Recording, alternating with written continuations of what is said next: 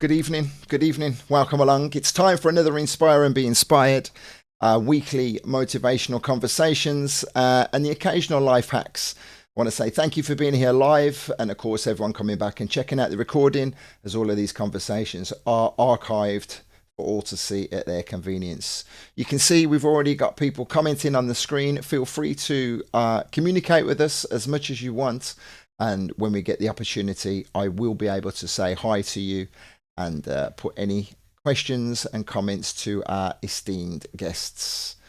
Joining me today are two gentlemen who are going to fill in the gaps. You can see on the screen, the topic is bleep and bass as fuck. We're continuing a series of conversations where I've been focusing on Birmingham primarily, saying about how we had our own funk, soul, jazz all dayers, and that progressed into the house scene. And along the way, I've met many people on my own DJ journey. And one of the gentlemen that I'm going to share the stream with today, he's a very good friend of mine, someone I have a lot of respect for. And his friend, someone he's known for a long time, is also an esteemed person in the history of the UK house movement. And I'm going to bring them both on board now and say welcome along to Mr. Edzy and Mr. Winston Hazel. Good afternoon. Good evening, gentlemen. How are we? We're good. Very tentative start always to my show because I have a lot of buttons here that I like to mess around with. You guys are no strangers to buttons. And as you'll be aware, sometimes the buttons don't always work. But it looks like everything is working. You can hear me. I can see you. We have guests already commenting, and I think it's going to be a great conversation. I'll do a very brief introduction to the both of you, and then I have every intention of keeping my gob shut and letting you talk for as long as you feel necessary. I'll say again to everyone with this live, please do feel free to comment. When there's a gap in the conversation, I'll do my best to address you guys, but of course it's our guests who we're going to be listening to. So thank you to Mr. Gifford. Shout out to Phil Gifford, legend there himself. Nice to see you. Sarah Talents, Stuart Siney, Sarah Battersby, all joining in, getting involved. Great to have you here.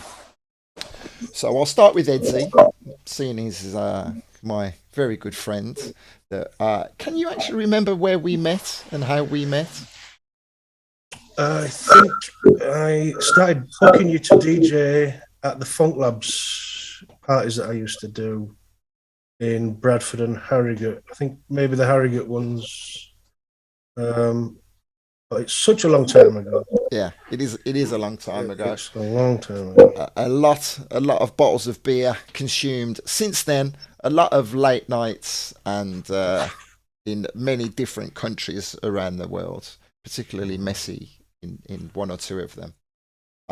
So would you like to tell us your official name, or do you like to be referred to as Edzy? Well, everybody calls me Edzy, even my wife, and who I've been with for 20 years. And the day we got married, when the Reverend said Adrian Collins, she burst out laughing. That's no lie. If I hear Adrian Collins, it's usually a policeman or a debt collector. So, right, okay. So we'll stick with Edzy then, right? Well, you've called me Edzy as long as we've known each other. So. I have, so I will continue with that. And a gentleman who I know so much about, and yet I've spent zero time with down the years, is Mr. Winston Hazel. Thank you so much for agreeing to be here, my friend. It's an honour to have you on my stream. It's a pleasure, man. I'm looking forward to getting to hear your story, and I'll just recap again. I've been keen to document the rise of the house movement in Birmingham, drawing reference to how there have been important moments in time that put Birmingham well and truly on the map. I reached out to Edzy and I said, listen, I'd love to bring you onto the stream because you played quite an important part in the house movement in its early days, in its infancy. And Edzy drew my attention to a book saying that pretty much everything I needed to know was in this book here. It's written by a gentleman called Matt Annis. Join the Future, Bleep Techno, and the birth of British bass music. Now, initially I was resistant to reading it because I don't like to do too much preparation for the interviews. I like to keep it as natural as possible. And yet at the same time, I'm so glad that I did read the book because it filled me in. It blew me away, the history and the significance of Bradford, Sheffield, Harrogate, Leeds, you know, the Yorkshire Massive. And that's the story that we want to get from you guys tonight.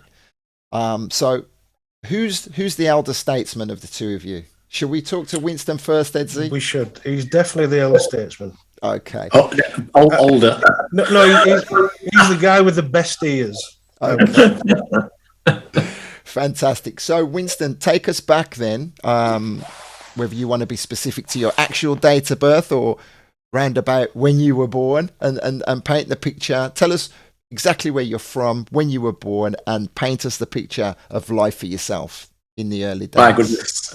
Right, so born 1964. Okay. Sheffield. Born at home. My mum birthed me on her own at home in Woodseats in Sheffield while my dad was at work in the steelworks, I think. That's what I'm told. Mm-hmm.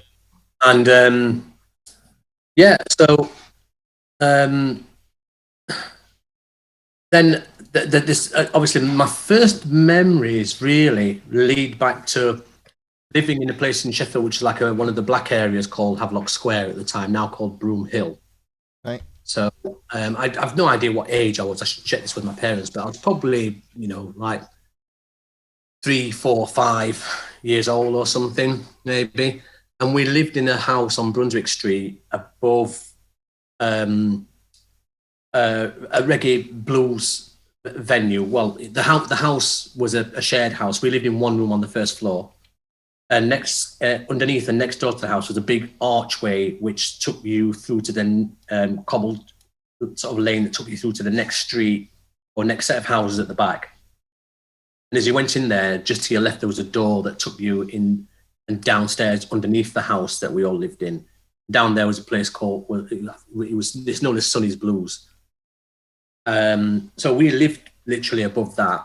And every weekend, it was tump, tump, tump, tump. So my earliest recollection of sound system and bass culture was in my bed at night time at the weekends, listening to boom, boom, boom, boom, boom, boom, boom, boom, boom, boom, reggae, dub, lovers rock. So, from that moment on, unknowns to me, that just became a part of my DNA. Now, fast forward to when we left the area. I mean, the community in that area was really tight. By everyone knew everybody. So Saturdays and Sundays, you'd sit out on the steps and you'd be eating your Sunday dinner on the step outside, and all the kids would be out, and then you'd all come together. It was just proper ramping territory. Mm-hmm. So you have to forgive me because you may have said, was it very multicultural or was it very purely black? It was a black area in Sheffield, pretty much. Yeah, mm-hmm. Okay. Multicultural. I mean, I wouldn't say Sheffield was multicultural at all at the time. There was probably West Indians and a few Indians in the city. Nothing else really. Probably like most cities at that time.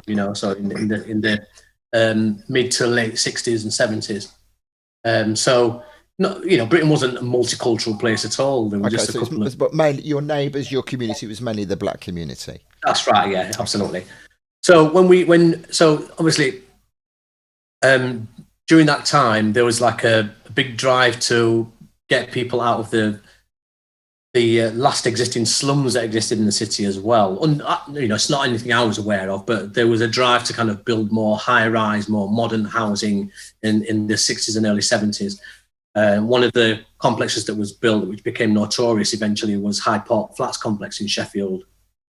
And it was a brand new complex. It got central heating that was heated by the central incinerator that burnt all the rubbish, and the heating from the burning of the rubbish heated the flats. It was one of the first in the countries for that concept. So you got free heating. There's no spiders in the house. It was all perfect. And we moved on to there. And it was a huge complex, like a massive castle on the top of a hill in Sheffield, very dominating sort of to the skyline. I suppose for a young kid, you know, you've got these unrestricted panoramic views over the city, which do have an impact, I think, on your outlook in terms of, you know, not feeling restricted, not looking out of your window and seeing walls or another door or whatever. You know, it opens up your horizons literally, which you know, we'll probably come to later, but that definitely had a big part to play in who I am today. So yeah, so you know, that was kind of like, I think when we moved to Hyde Park Flats and I was a little bit older and I started to kind of investigate my own taste in music, I quickly started to reject anything that was Jamaican based reggae or whatever. And I started off on my hunt for soul music, for funk music, and listening to bits of jazz and stuff from quite a young age, maybe like 7, 8, 9. So why yeah, the resistance to the resistance? I don't know. folks music? It's probably, yeah. It's just old people's music, isn't it? You know, like you get taken to these Jamaican dances and stuff, and there's loads of people winding up against the wall, and when you're a kid, that's just disgusting. You know, like so you just reject it, don't you? Because it just reminds you of like hot, sweaty bodies, like entangled, and you know, and then someone comes around selling cockles and mussels and all that sort of stuff. So you just rejected the whole thing. But yeah, you know, that did change much later in life, but there was a massive rejection for it. And then I found, I think through, you know, obviously we didn't go away on holidays or anything like that. But what we did do is we went and visited our cousins around the country. So we had cousins in Wolverhampton and in London and in Stroud in Gloucester. And they're the places that we would go and spend our holidays, summer holidays with our cousins.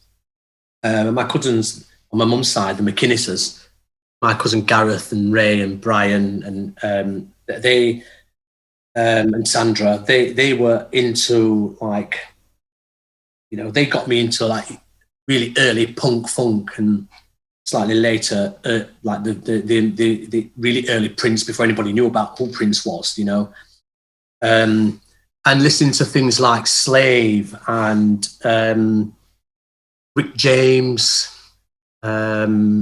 You know, that sort of stuff, like kind of like really funky Minneapolis style albums and artists. And it just kind of struck a note with me. Like, my sister was buying a few records at the time. She was into like Michael Jackson and all the commercial stuff, D-Train that was coming out at the time. And I took a liking for all of that. And then that just set me off on my journey then. I knew what I liked.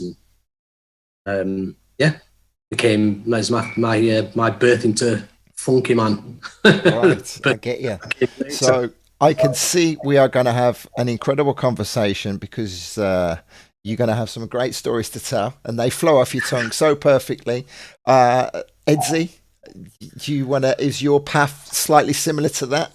I think all our paths are very similar. So I was born in 1968 in Bradford. I was actually born in a house which was only 4 streets away from the house I would end up with the other guys from Unit 3 making music many years later.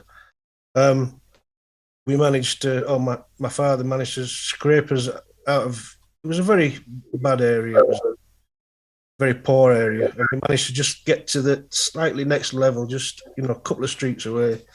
And the area was very multicultural. There were a lot of West Indians, a lot of Indians, a lot of Pakistanis, a lot of Irish. I mean, my family's predominantly Irish background, so there's a lot of. It was almost like an area where those who'd come from nothing had just managed to scrape a little something together and get the next house kind of thing, you know, the terrace house, and so I was very lucky that within that area, you know, the schools you went to, they were all multicultural, so there was never any, you know, we didn't know anything about this because you'd grown up amongst everybody and it was a natural thing. You know, the Irish guy lived next door, the Jamaican that way, and the Sikh over there. And it was, looking back on it, it was quite a marvellous place to have been brought up in. And I didn't understand the value of it much later in life. But what that meant for musically was that, and I've said this before, I could go to the corner shop for my mum to get something she wanted, and walking back down the back street, I could hear some dub hat, top hat, where the black guy lived. I'm getting a little bit of a slapback of the audio over yourself. I don't know what it is. Just every now and again. You haven't got speakers on or anything, have you? No speakers, no. Okay, so I heard you say walking back through the alleyways. So walking back down the alley, you could hear, 10 different styles of music from 10 different countries. And I can hear that feedback now, yeah.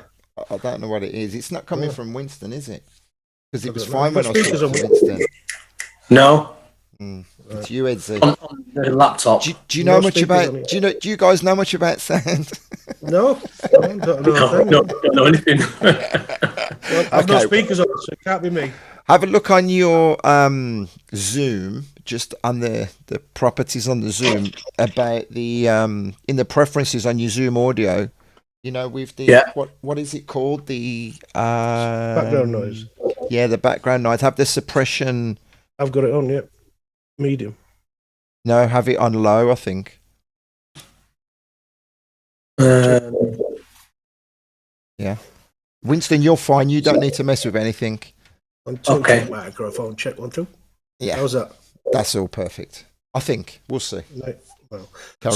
So I'm still walking down the street and I'm still hearing every kind of music from all over the world, and you can't help but be affected by that.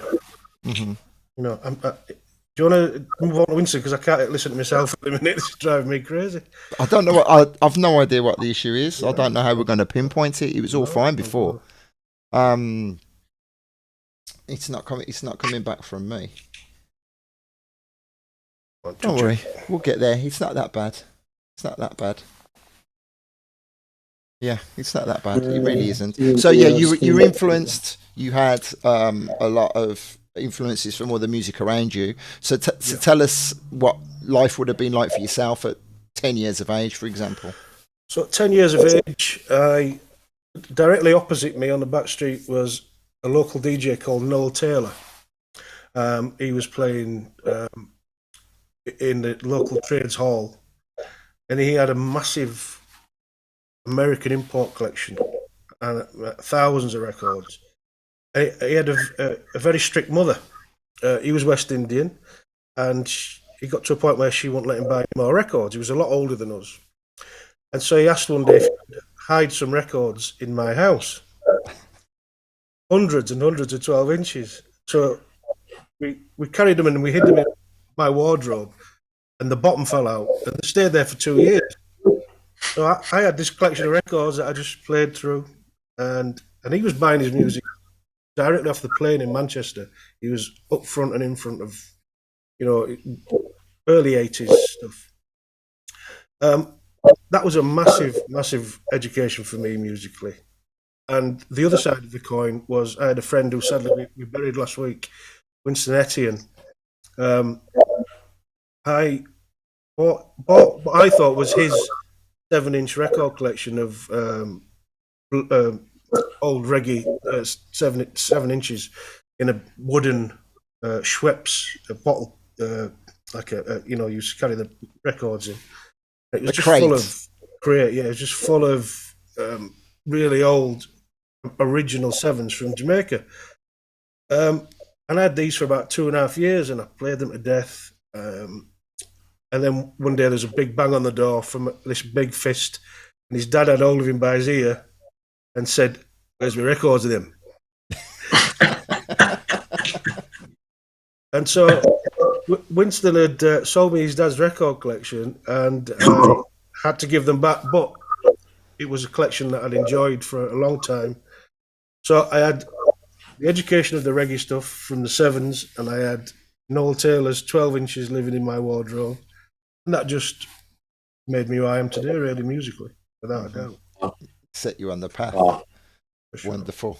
So we got Sheffield and Bradford, the stories. So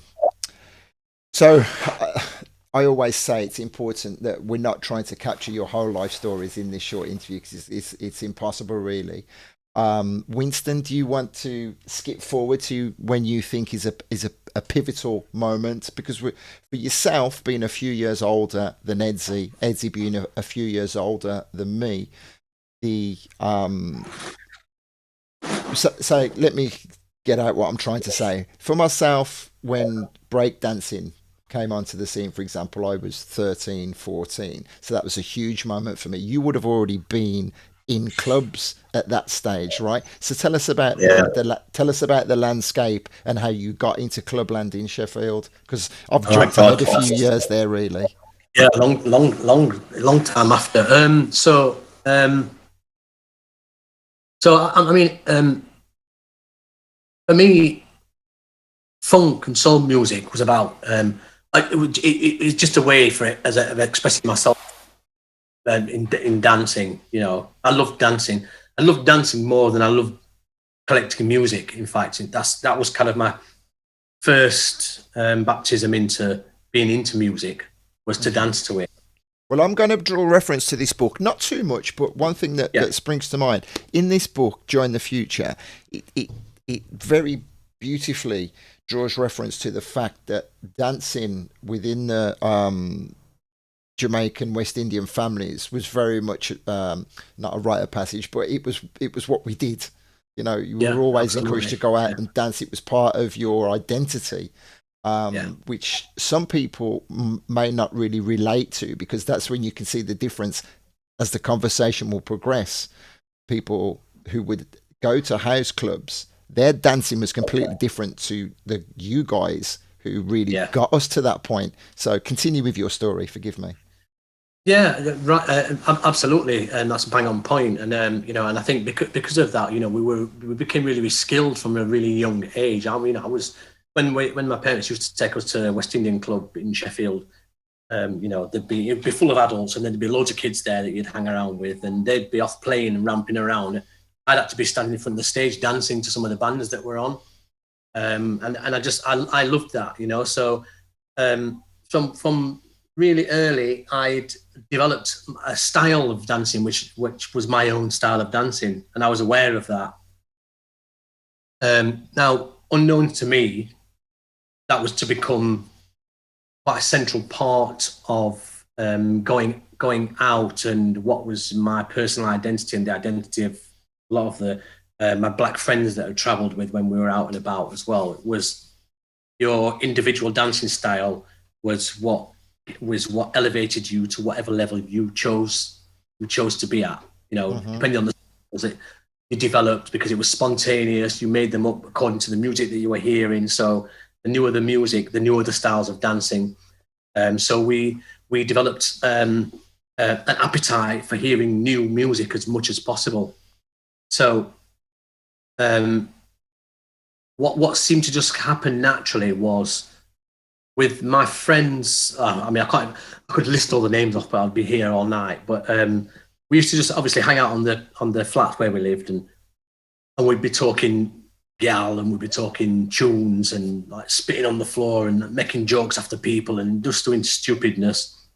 But the whole thing that we all had in common was hearing tunes, and we would discuss tunes as well. Now, I don't know where it actually came from for me, but well, maybe it came from the fact that when my dad and my mum used to have friends round at the house, round at the flats on Hyde Park, the stereogram that we had, which was one of those where you get loads of 7-inches and you stack them all up, and then you set the arm on the top. Put the arm on top, set it going, and then the record would drop. One bottom record would drop, the arm would come on, play the record, then it'd lift back up, go back, and then the next record would drop. So you could stack like 10 records up. So I was the selector when my parents' friends came round. I would say, Winston, go put on few tune, you know. So I'm like, yes, loved it, you know. Because this one half of the stereogram was the record player, and the other half was like a drinks cabinet. So you'd slide the door across, and you could put the lights on inside the drinks cabinet and make it really, you know. So you create an atmosphere. I mean, just thinking, that's just come to me now. I'm thinking, actually, there's so much that's born out of that. But the ability to kind of set an atmosphere and then play the music as well to a receptive crowd. Obviously, these were my dad's records, and his friends that were there, and mum's friends that were there, they knew them. So every time he played something, they'd put on Yellow Bird, or put on Long Shot, Kick the Bucket, and so there were requests as well. So my first step into DJing, and then my dad used to make a joke after me saying, he's short and small like his mum. He's going to ride horse like a jockey. So he used to make this joke all the time. Every time his friends used to come, and I'll say, I'm not. Because I was the shortest out of my brother and me and my sister. I was the shortest, and my mum was shorter than me. So he used to say I was going to ride horse like a jockey. Little did any of us know, it was disc jockeying. Oh. So later in life, I was riding tunes and not horses. Brilliant. That's crazy. We had a radiogram in our house, and it was exactly the same. A big thing that you'd lifted down, but it had a radio on one side, record player on the other. But I think a lot of my love of bass came from that radiogram. Yeah, absolutely. Mono, it had a big dirty speaker in it, and the valve amps in the back. And when you put a record on, it sounded so good. I remember the day when my mum wanted to get the new stacked hi-fi, because everybody had one. And the radiogram I got it in my bedroom then. It was like, take that thing upstairs now, it's old. And you put a record on downstairs in a little hi-fi system, tinny, and then you go upstairs and put it on mine, and it just boom out. Them things were educational. They were amazing. I mean, we never had the Blue Spot one, which was a top, like one of the top of the range stereograms at the time. But what I did eventually, like you said, got one of those kind of those long ones which lifted up, like the type they call them, because the type that my dad had was a front loader. And the doors slid across vertically. And the one I got in my bedroom was one where you lifted the top up and the deck was there, like you said, the radio lift it up and the radio was on that side. But they used to drop weight. They were made out of wood as well. It's proper cabinet on them. Proper cabinet. Yeah. So one day I remember the needle broke, and my mum went out in the garden just outside the door, and she pulled off a thorn off a rose bush. Went in and just started playing music. Yeah, that's right. Yeah, she said, that's what we used to do when we were kids. You just took a thorn off I'm like, what? It worked. Yeah. Any bit of metal or like old like worn out needle, just stick that up in there, and it would play the record. That's why all records are like now. They just when you play like you play all kinds of metal work. I want to say hi to Malcolm We Love, who's locked on. Also, Pogwash is passing through. Hello, Malcolm. Good evening, gentlemen. Thank you for being here. We're sitting reminiscing about the early days of Winston and Edzy. I mean, it's a. You did say Edzy. It is a story that is repeated up and down the breadth of the country, especially in the West Indian communities, the Caribbean communities. But I don't want to get caught up too much in the nostalgia about those early days. I think we need to roll it forward and start talking about let's start talking about the serious stuff when you're either in the youth clubs or on the crux of the coming of age, and then actually getting out there. So you cut your teeth being the selector for the family, for example. Winston, Edzy, have you got any early stories of getting to youth centres or things like that? Yeah, the first turntable outside of my house I saw was at the youth club we used to go to, which was Bradford Police Boys Club, and I think somebody donated a really crusty, DJ, like a normal party DJ thing, with belts on and with the rotary pots to get it started. But there it was, and it was in a room, and there's 2 or 3 people who were interested in it, and we used to take records down and play them. And I remember pulling out the innards of a 12-inch on album, the paper inner, and cutting it round the records so it'd slip on the platter, because we had no slip mats, and you couldn't really scratch with the belt drive, but we had to go. And it was those were the, because I was lucky enough to have got a tape from Kiss FM in America with the mixes of Jazzy J and Africa Bambaataa on, and you know those early days. Them shows were amazing. When you listen to them now, well, you shouldn't listen to them now because they were magical then, and when you listen to them now, they're like, ooh. But back then they were just, you know, they were so educational. You know, the early electro stuff, and you know, and we were trying to emulate that kind of thing, and that was my kind of first foray. And then I actually ran away from home. Went to live in London when I was not quite 16, and I managed to get some work on the door. There were a group that used to do private raves. They used to break into the old bus shelters and take them over. The guy used to climb up the electric pylon and hook into the electric and run a wire down, power it up. And I mean, I've seen Adam and the Ants walk in. I've seen people from the Young Ones walking in, and you know, it was just there'd be a float coming with a Jamaican band on, just you know, and they'd just play all night in one corner. And saw a guy drive a Mercedes Benz in one night, took a still saw out the boot, chopped it up all night, and walked away in the morning and left it in bits.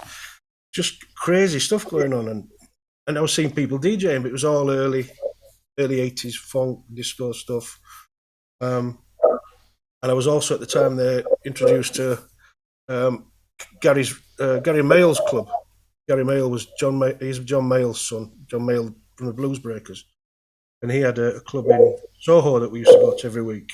And that was just dub and old Jamaican ska and blue beat stuff. So all these things, and then obviously you had all the pirate stations there, which was, you know, you listen to all kinds of music there. It was a different world. So for a 15-year-old going to London, it was just mind-blowing. And when I eventually got spat out of London and had to return home, I had all that with me. And so I'd missed all the breakdancing stuff because I was in London. And in fairness, breakdancing wasn't my thing. I'm not a showman. I don't want to show off. I like the thought of playing music while them guys were doing that. That really turned me on. You know, I didn't want to be dancing, but you know, I'd be the one who put the music together for you. That was for me. Right. So yeah, so that was from going to Bradford, picking up all that education in London, coming home and not knowing what to do with it. So Wayne, good evening. He's saying his older brother used to cut up his Adidas T-shirts for slip mats. And Neil, we could afford to cut T-shirts up. Punk Rush is mentioning also infamous tapes from Red Alert, and he says People's Club as well. So Winston, as I said again, with the few years that you have on Edzy, those were really important years up north in Sheffield. The shift, the change.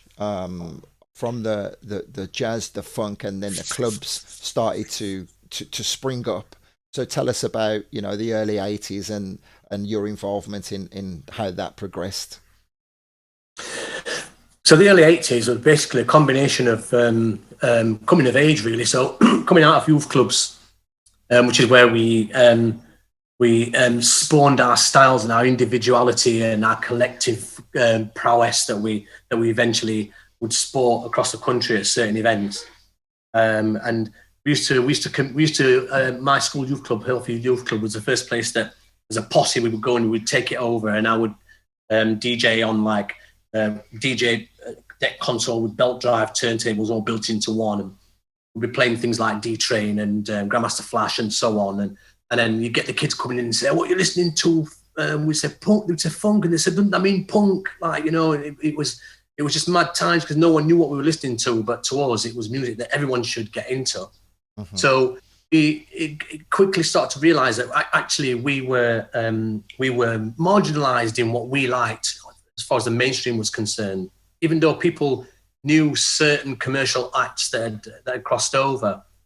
And I think we started to take that as our USP. You know, we liked the fact that we were a bit niche and that was our thing and everybody didn't know about it. And it gave us a confidence to kind of seek out more of the same. There was a venue in Sheffield, which is in an old garage on Chesterfield Road in Meersbrook, Sheffield, called Chattoos. And Chattoos used to be a reggae blues as well. But I think my memory serves me right, at the weekends, the actual place that we used to go and practice used to be somewhere that used to kill chickens and sell them to the community. And so when we used to go in there, we used to sweep it all out, chuck sawdust down, and dance on the sawdust. And then that used to be able to, when you got your spats on, you were practicing your spins and this, that, and the other. We built a little DJ booth in there, and we used to do that weekly. It was amazing. And the kind of Sheffield dance style started to develop then, which we eventually started to showcase when we went to the All Dayers, the Jazz Funk All Dayers. Now, my sister initially was a year older than me. She got into clubbing through the back end of the popularity of Northern Soul at the time. So she was going to clubs like Rebels and Crazy Daisy in Sheffield and Pennies and Dollars. And I was hearing about all these clubs, but wasn't old enough to be able to go to them. But what she did do is she started taking some of the first coaches to the Jazz Funk All Dayers. And I was able to get to some of those things. Now, to cut a long story short, I ended up taking over the running of the coaches from Sheffield. And obviously, as you guys will know, when you went to an all-dayer, every posse came in its own coach. It had its coach organizer. It had its DJ or DJs. It was about the fashion, the style. People brought emptied out flight cases, camera cases with like 4 changes of clothing, because you're going to be there for 12 hours. It's going to be red hot. You need to change clothes. The changing of clothes was a part of the event. People had talcum powder for the floor. It was just this mad kind of experience that we were thrust into. And for us, that's by that time we'd really grown up. We thought we were part of something that was massive, really, really big across the country. Now, in the lead up to that, I'd kind of started to have my first DJing experience in Sheffield given to me by a guy called Maximilian, who was an African guy he was the only black entrepreneur in the city, business entrepreneur. He got a nightclub in Sheffield and a bar, Max's Downtown and Maximilian's. And he would play pop music to a predominantly white audience at the weekends, and then asked me to come and play some soul music. I can't remember how it came about, but anyway, I managed to get this. And the turntables that it had in there were Garrard turntables, but they didn't have any and underneath. It was just like the top. So the top with the turntable, the arm, but they were fitted into a case on the top. If you looked underneath, all the wires were hanging out, and it was just this crazy setup. Sweet dial mixer, realistic or something like that, I think it was.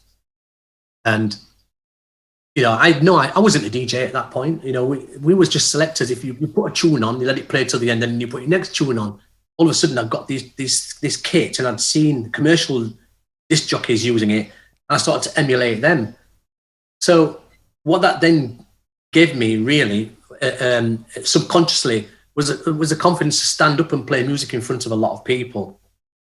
And then I think our crew, the Sheffield posse, started to embrace me as the DJ, as the term DJ became a popular thing instead of when it went, because initially we were termed disc jockeys, DJs who ride tunes, but eventually it got shortened to DJ, and then that's kind of when I got adopted as that person in the Sheffield crew. Because he was very, everybody knows that back then it was very tribal, for want of a better word. When you would go on the coaches, you were representing your manor, and so that's why everyone was happy to stand behind you. You were going to battle physically. Absolutely. You on the physically dance, going into battle. The guys on the dance floor. It's incredible memory. Dance battle, clothing battle, battle for gal. It was who had the best coach when you turned up at Powerhouse in Birmingham and so on. But literally, who had the plushest vehicle? Coach, people just look and say, "Look at that coach from Leicester guy, bad wind and all that way. They must have got money in Leicester." Like, seriously, that's what you got to, Wow. So I'm sort of trying to get to where Edzy is talking about like the kind of the sort of the influence and his influence and stuff came in. So take your time. Tell the story as it needs to be told. There's a place, a pedestrian precinct in Sheffield called Fargate, which is a shadow of its former self now. But it used to be the place where young people used to come and meet up. There was a Wimpy on there, and we used to meet up outside Wimpy after roller skating on a Saturday. Everyone would go down to Fargate, and on there you'd go and get a milkshake and like an apple pie or something, and people would just chat shit. And then what we would do then is we would let people know what events were coming up. Coach going to Powerhouse, or the coach going to Rock City, or coach going to Hummingbird. Anyone got to come, and I would just walk around and we just ask people, and we would get names and we'd get a little deposit. But I also used to record like compilations, like 90-minute compilation normal cassettes on TDK tapes, and I would take them onto Fargate, sell some and give some away. And what that helped to develop was a collective love for all the tracks that we were going to go and experience when we went out to all these events. So everyone knew the tunes, they knew the rhythms. So even if you weren't coming out and meeting up in your own city, when you got there, you knew the tunes. So when the York City's crew came together, we could all party like we all knew it was like we all could respond to the beat of the drum, if you know what I mean. Yeah. Well, I know you know what I mean. So, very clever, or clearly very cleverly orchestrated. Really clever. I mean, obviously none of this was orchestrated. It was spontaneous. It was like the thing to do, So I was going out to spinning in Manchester. I was going to see Kev Edwards at Hot Wax Records in Newton and Willows. I used to get up at 6 o'clock and go and get my dome money and go off to Newton and Willows before the import man came, so I could meet Kev at his shop with the import man and the boxes, and I would get first whack on these boxes and come back with, what would be like now 600 quid's worth of tunes. Come back and you would have those tunes. They would be exclusive to you for 6 months to a year before they were properly available in any import shops.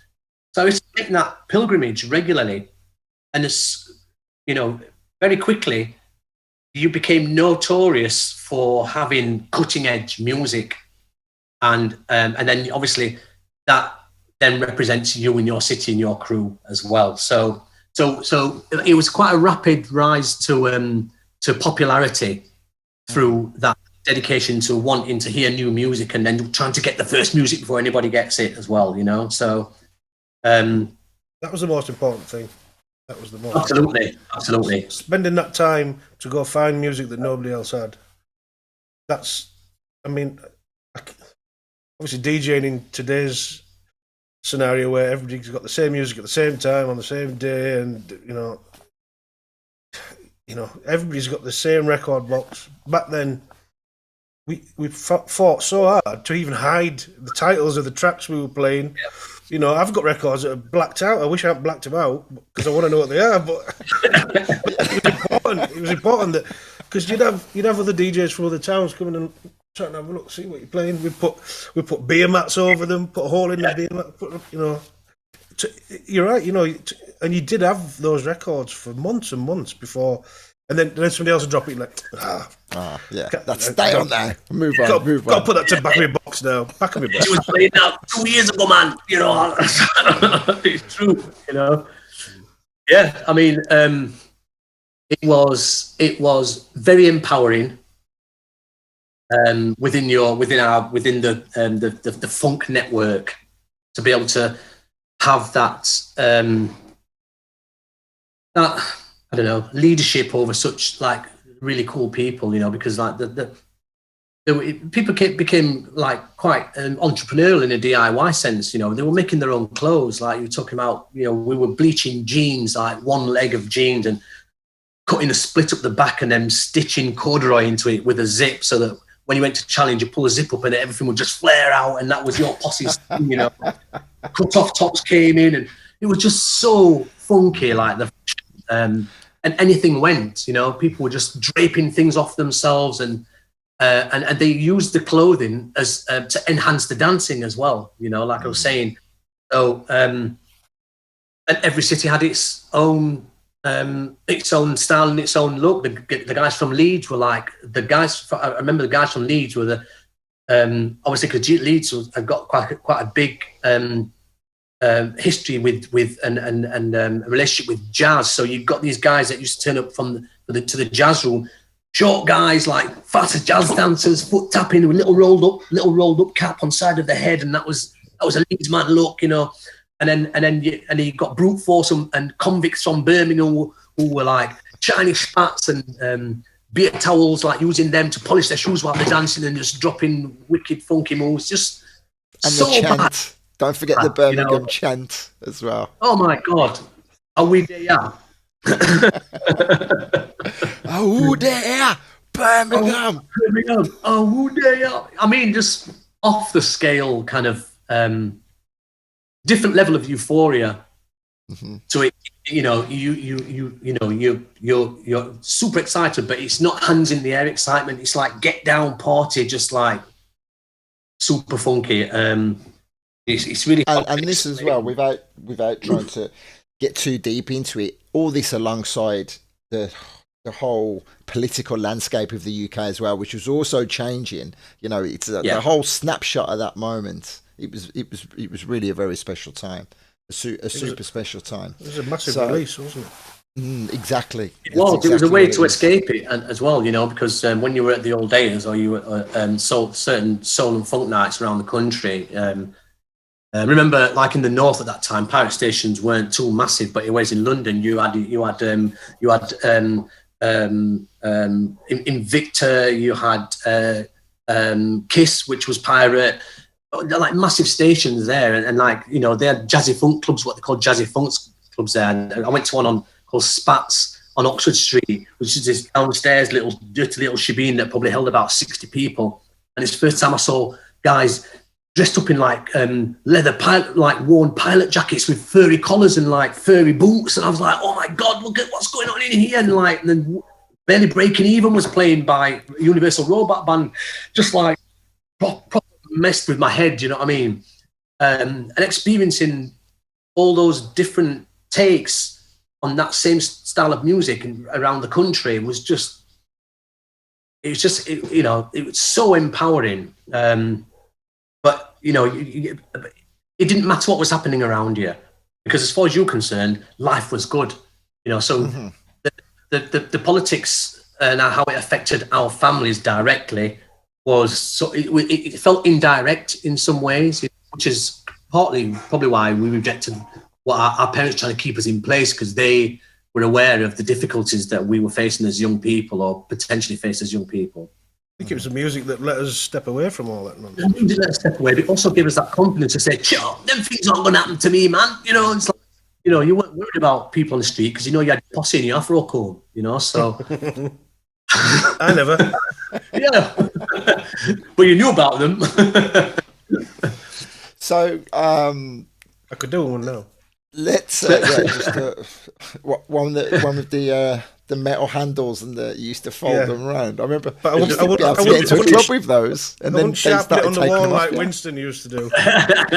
like a butterfly afro. Yeah, they were fierce. They were, weren't they? Just so let's skip forward, and on when I've been talking to my friends on the Birmingham chats, and I've constantly mentioned vague memories of going to Jive Turkey, coach trips to Jive Turkey, which was in Sheffield. We briefly spoke about it before we came on air.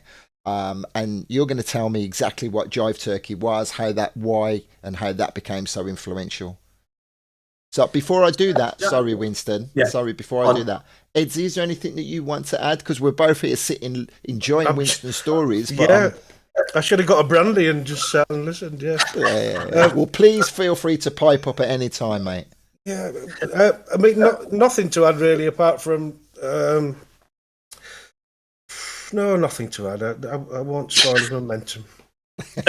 Okay, then the floor's yours, Winston, as it was back in the 80s.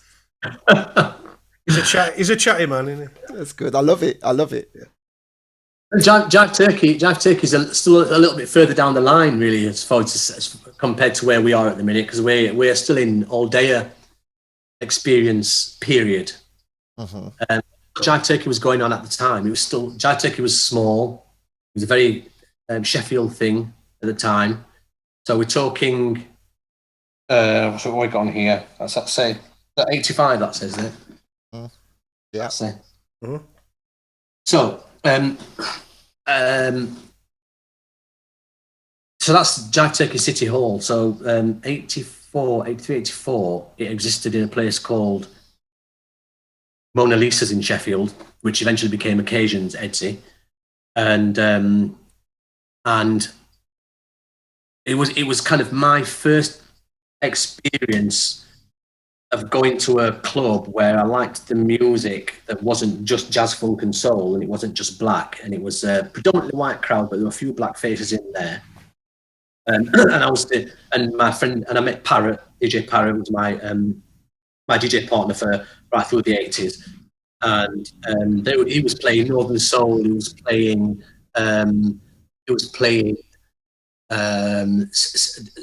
70s funk and soul, so what people know as rare groove. He was playing just really obscure kind of pop songs, as well as like local artists like Cabaret Voltaire, Chak, and so on. Anything that kind of fitted within that kind of it's very beatniky, and lots of misfits and people of alternative ways of thinking and dressing. Art school students were in there, but not in the modern sense of art school. I mean, proper creatives that went on to become entrepreneurs. So, in my ignorance, was it sort of like a northern version of New Romantics? Yeah, so Jive Turkey would see a lot of the new romantics that were emergent at the time. So Phil Oakey or his girls would be in there. You get Richard Kurt from Cabaret Voltaire. He would be in there. So people from different walks of music and art and culture were in there from within like from a white culture. So, but in terms of like black people that were in there, there was me and a few other blacks, but not, I wouldn't say token blacks. We just happened to be there and a bit more open to what was going off. So that really opened me up to all these different forms of music getting played in, like mixed up and played together. And it was playing go-go music as well, like, you know, the stuff from Washington DC, like Trouble Funk and Little Benny and the Masters and that sort of stuff, which I'd liked but never heard any of it getting played out. So I was like, oh, it's really, really good, this. And then while I'd started going there, this is on Saturdays, he'd started to introduce early electro stuff as well. And I started to bring some tracks down for him to play, invite him to play with him. At that time, I was quite heavily into electro, so I brought like a whole new sound into Jive Turkey, and the dancing, of course, as well, and this fashion style as well. And this just stopped the dance floor. People just stopped and watch me dance, and then they'd want me to play, and I'd play, and they'd be going mad on the dance floor.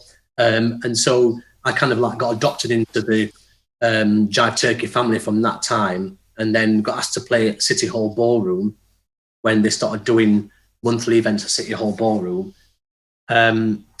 which initially started to pull about, 900 to 1,100 people at a time, mostly Sheffield people.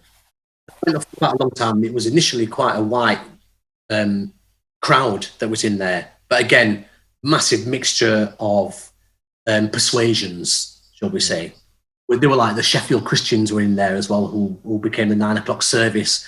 And I don't know if you've ever seen that Behind the Beat video where there's those kids in the middle and they've got bandanas on, they're doing this mad dancing. They were all the Christians that were in there. And the Christians that were into that sound used to get employed in clubs in Sheffield like The Limit and so on, because they were notorious for not robbing you. So they would get jobs, like, you know what I mean? So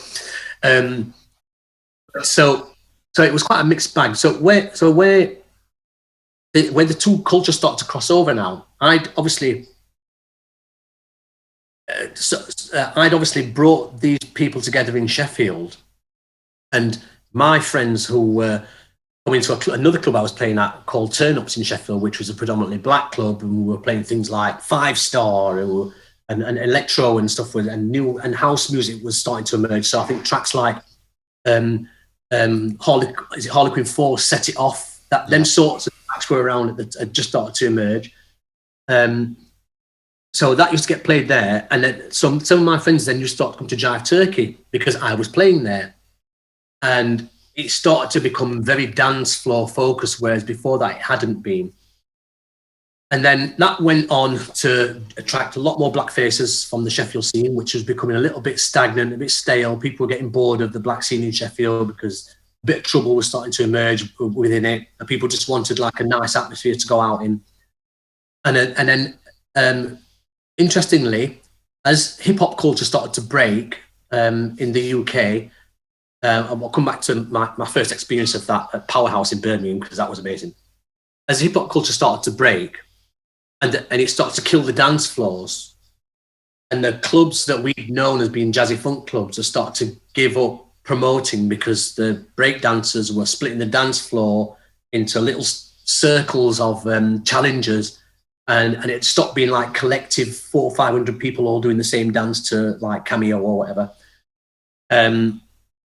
What seemed to happen was Jive Turkey was there at the time when the collapse of the all-dayer scene had started, and at that time we got a dedicated jazz room in one side. There's a big main room. It was massive. It was regular, and it started to become the mecca. So we got all the purest jazz dancers who were coming from like Leicester, Birmingham, Worcester, Manchester were coming up to Sheffield for Jive Turkey.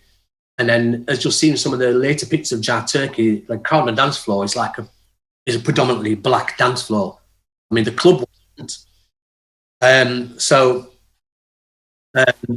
But what that then gave us was a scope to be able to really stretch out what music we could play. So in the main room, we would play.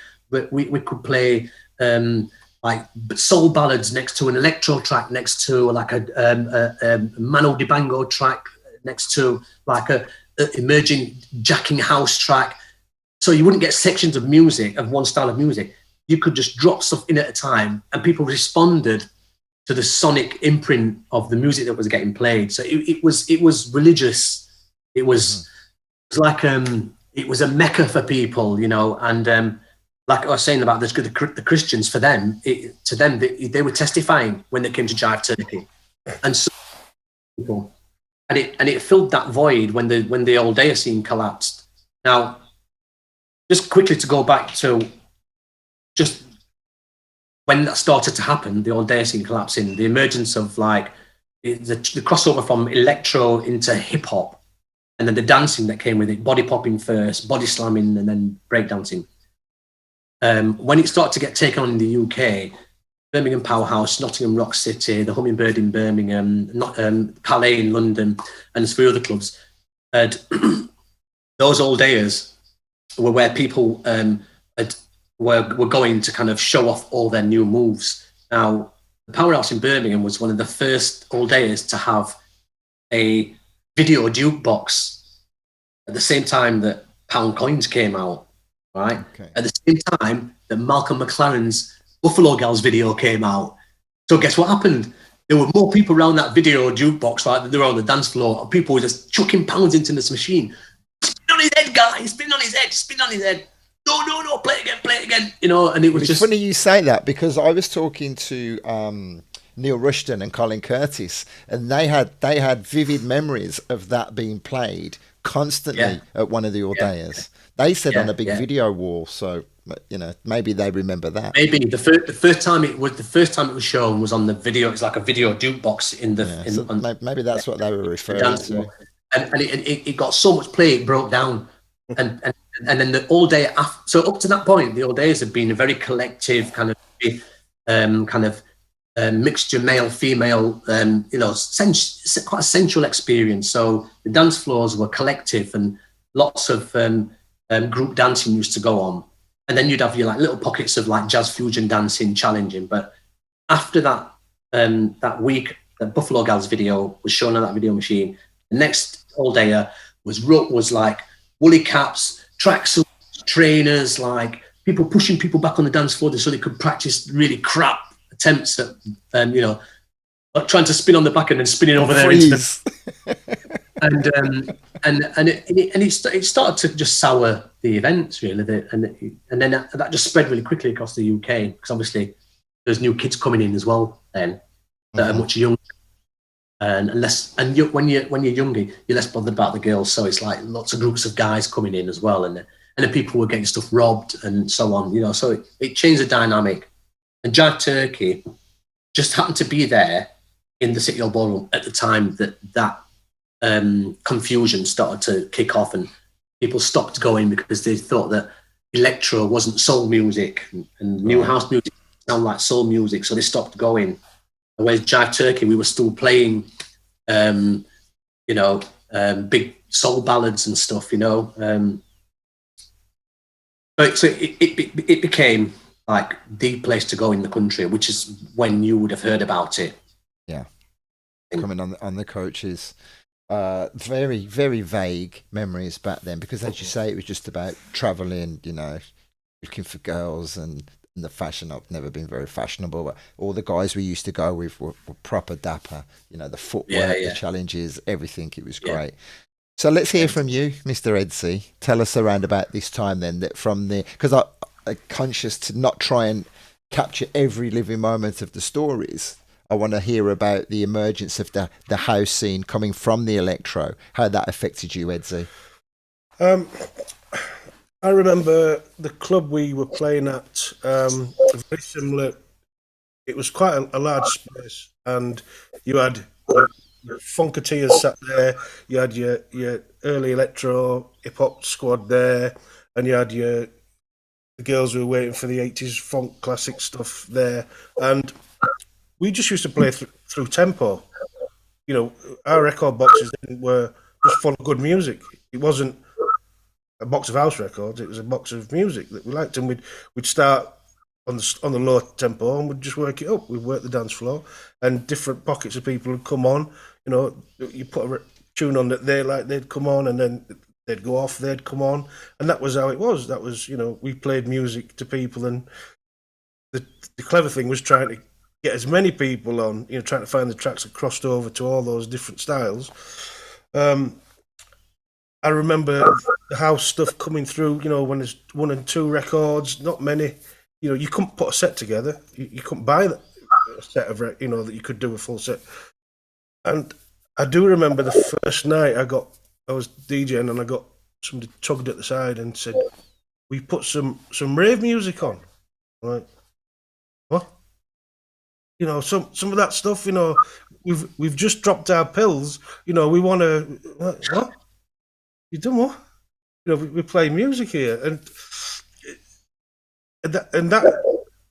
that showed me that things were changing. You know, people were now getting into, they wanted to go to clubs where the genre they wanted was getting played, and so you started getting. We'd gone from having nearly 1,000 people in front of us to, you know, well, they didn't want to come because there's a small club somewhere else playing just what they want to hear, and everything splintered off. And, you know, it was a sad time for me because I much preferred just playing music, not playing a type of music, you know. And and from that, then you got this business that erupted, which was house music. And, you know, and all the style and the stuff that Winnie spoke about, all that underground, secretive, fantastic vibe, just for the music, was just blown away, you know, by people who weren't really there for the music. They were there for other things. And so that's your perception that, you know, let's not beat around the bush. People were going out to just get off their faces, and the music was unserious. Yeah. Well, when I came back from London, I was working as a doorman in the town in Bradford, and the reason I started DJing was the kid who was the DJ of the club used to turn up drunk, and he'd literally just drop in the DJ box, drunk, and the owners would roll him underneath the decks out of the way, and the fellow was a little Greek fellow, and he used to say, "You, put some music on." So I'd have my bow tie on, and I'd have to go play some music, and I'd go through his records, and I'd play. Obviously I knew about music, but this was a club full of English people. The lads with shirts on, tucked in shirts. It was a year or two later when they started pulling the shirts out. Yeah. But Rick Astley wannabes. Well, yeah. So this was, you were playing. Winston's mentioned some of the stuff earlier. The D train stuff that was crossing over, that you could get away with in that kind of place. But this was the squad that a couple of years later had been taking ecstasy and chasing a scene, not for the music, because they were never really interested. They were just following people, and they were following a thing, and that's where a lot of confusion came in for people like me and Winston, who were DJing before this massive boom, because then we became the DJs that we weren't getting the work, because the promoters and the DJs who were now playing this certain type of music didn't want us around, because we reminded them that they didn't really have an education. They just popped up on the scene, and it was like all of a sudden you're getting left behind, and it was like, because you knew so much and you'd been there so from the day one, it became a problem. It became an issue, because all of a sudden, people who were important on the scene, like Winston, and other people like him in the different towns, they were getting sidestepped, and you had this horrible side of things coming out of something that I think we'd created. Wow. Deep to hear it for the different perspectives when you say it like that, because again the two scenes collided. So how do we get then from those early jazz funk days that I've just been enthralled to listening to? And by the way, Mark Goddard says, always inspired by such great memories. Thanks for putting this together, guys. Thank you for being here, Mark, and everyone else passing by. Solid. So yeah, let's, because really, I think there's a series of interviews that we need to do here, but let's skip to how you get into the studio, how that comes about then, because I'm fully aware there are chunks that were missing. So but how do we get into the studio?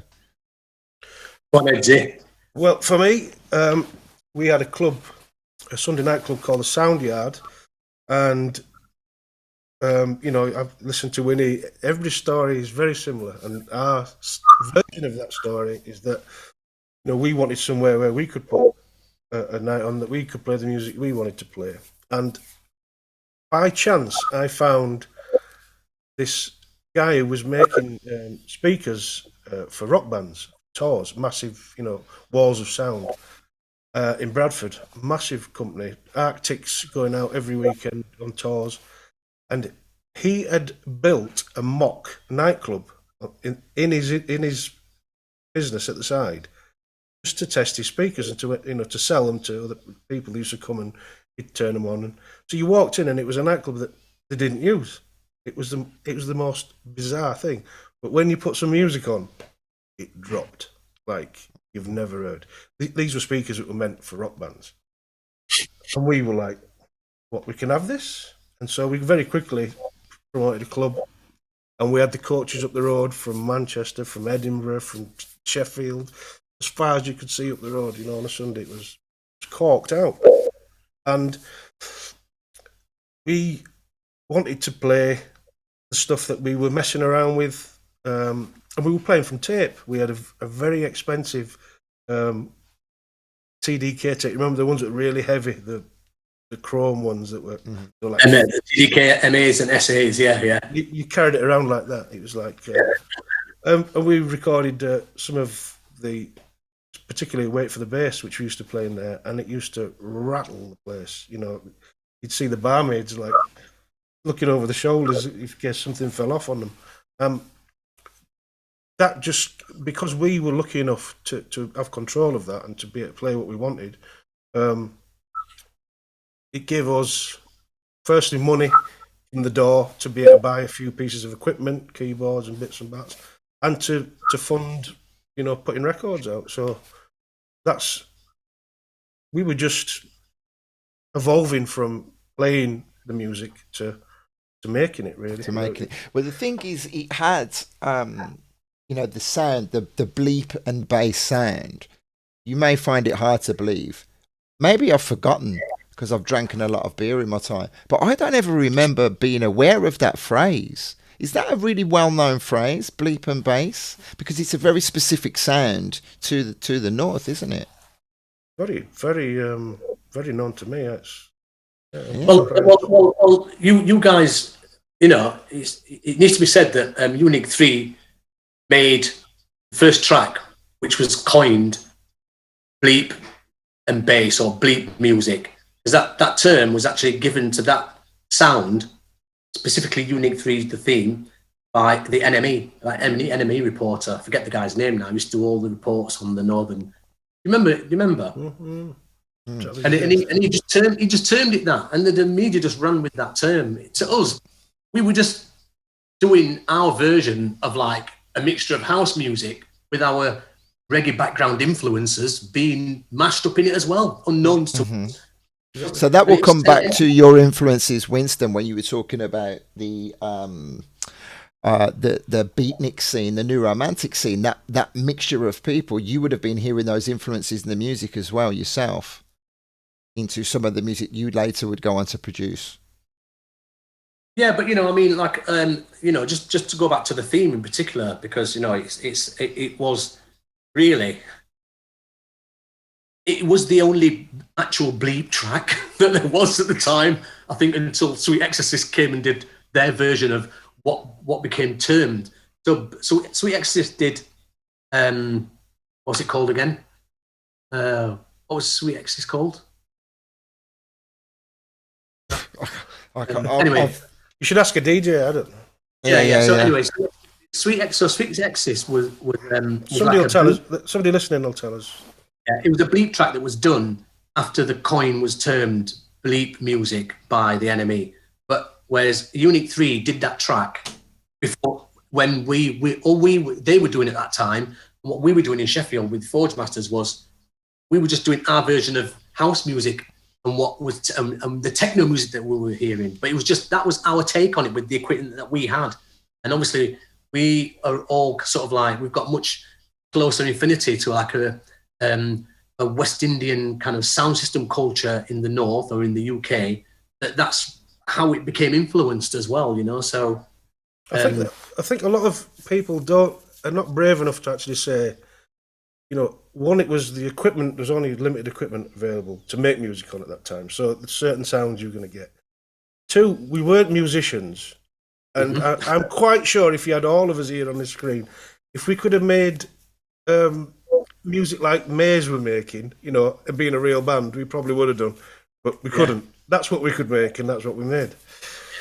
So it's a mashup of all those things that get you where you were. It was very groundbreaking, wasn't it? It was, like you say, the first groundbreaking, and you called yourselves the Forgemasters after a very famous steel mill in Sheffield, I believe. It was to shape the future of the sound, right? Sure. Yeah, absolutely. It was, and the sort of the one-upmanship that was involved in all of that, like Nightmares on Wax. So it was Nightmares on Wax as well, right? We were all dancers. We were all crews, breakdancing crews as well. And the same way that we would, in those crews, you would want to get one up on the next crew with a dance style or a fashion style or a tune that your DJ played. When one crew made a tune and dropped it, next crew had to come and drop their tune. So it was one-upmanship again. It's like and you eventually started to be. They became the signatures of your posse again. So it was still within that same kind of culture that that was developed during the jazz funk scene. That was probably the re-emergence of it at that point, I think, really. That's a good point. I think, looking back now, he didn't realise that, you know, Unit 3, Forgemasters, LA4, and Nightmares were all, you know, most of the members are all based on well-known dance crews. And had it not been for that, maybe we would have been smarter and come together and created a tribe instead of being so protective and, you know, this is mine and the one-upmanship. You know, it would have probably been a different world for us if had it not been for that breakdancing. I assumed that there was a kind of a friendly rivalry, but still a camaraderie you were pushing all together. So that isn't the case.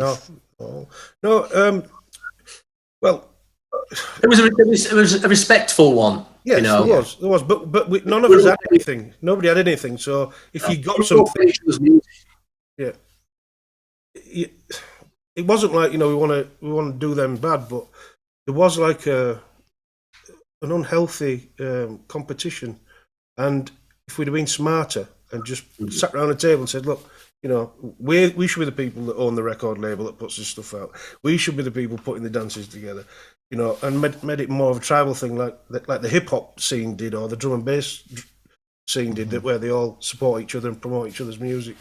You know, probably, you know, that when you mentioned, you know, the breakdance thing and the rivalry there that followed on, if it hadn't been for that and we'd have been a bit smarter.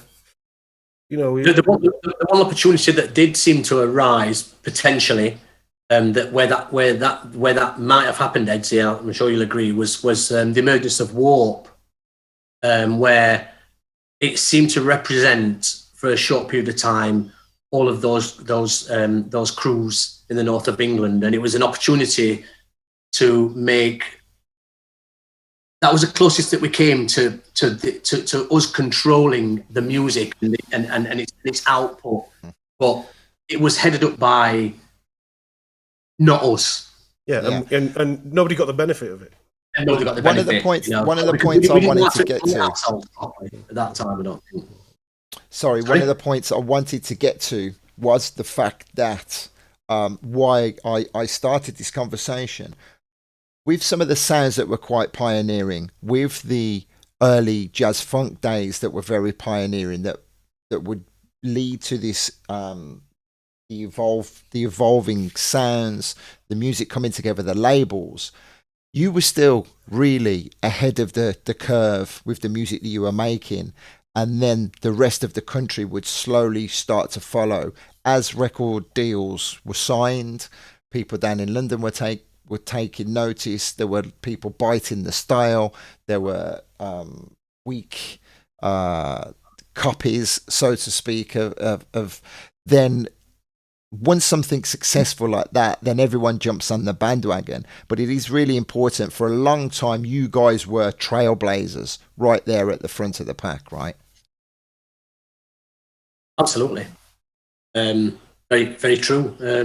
But, you know, as Edzy points out, we weren't the best people at exploiting our own talents at the time, because we were immersed in the creativity and the enjoyment of it as well. So that the commercial element of that to us was insignificant almost. You know what I mean? Yeah. Because we were running pirate stations, we were running nights, we were doing guest spots here, there, and everywhere, and we were in the studio making tunes, and we were doing gear, doing drugs, and you know, it was just an in the moment thing, you know, without any kind of foresight towards it, I think. And I'm probably gonna share what is the most ridiculous, unnecessary thing in the world here. I'm going to do very, very quick snippets of both the tracks that we've been talking about, because I'm sure everybody knows these. But these are the two records we're talking about. First off, Edzy responsible for this Bullet. I'm not sure if you guys are going to hear this. But so what I've got to do is turn up my mixer here.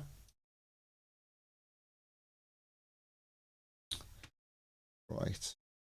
Incredible. Me and William got a pot of tea. Can you hear this or not? Can you hear that or not, Edzy? No, okay. Just a very quick intro.